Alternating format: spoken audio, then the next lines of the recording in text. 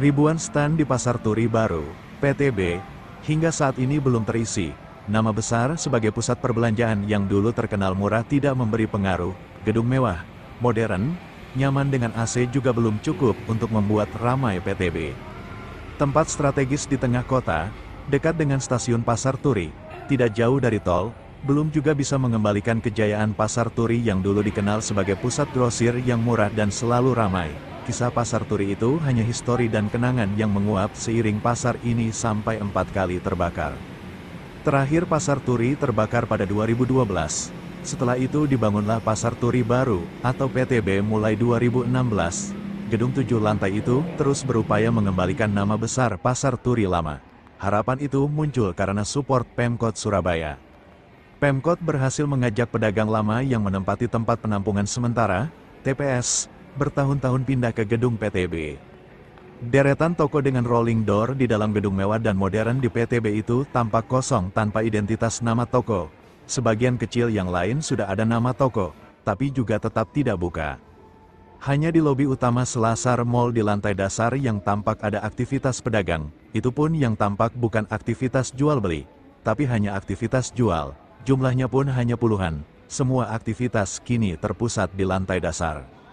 Tampak petugas atau pegawai toko yang suaranya terdengar dominan menawarkan dagangan mereka.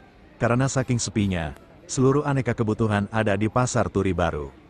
Mulai fashion, alat rumah tangga, perabotan, elektronik, furnitur, dan aneka kebutuhan lainnya tersedia di sini. Naik di lantai 2, deretan toko tampak buka, tapi juga jarang pembeli.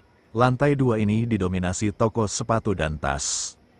Kondisi memprihatinkan terlihat di lantai-lantai berikutnya, setiap lorong stan di lantai ini melompong, bahkan sebagian yang lain tidak ada penerangan.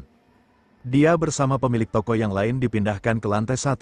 Semula pedagang ini berada di lantai 4, namun dia berhak dipinjami stan di lantai 1, tidak jauh dari lobi utama PTB.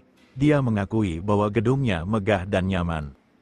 Namun setiap hari belum tentu ada yang beli. Pedagang yang juga punya stan di Pasar Kapasan ini hanya melayani pelanggan lamanya. Alasannya eman, dia beli stan 600 juta rupiah tidak ditempati.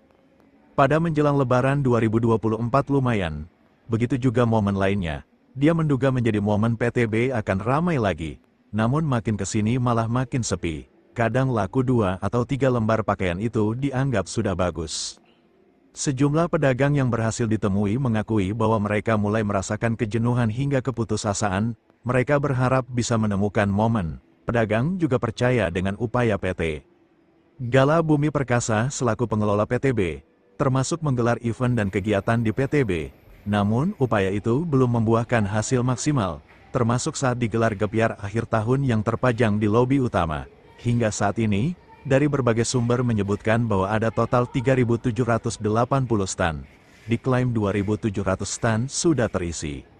Download Tribun X sekarang. Menghadirkan lokal menjadi Indonesia.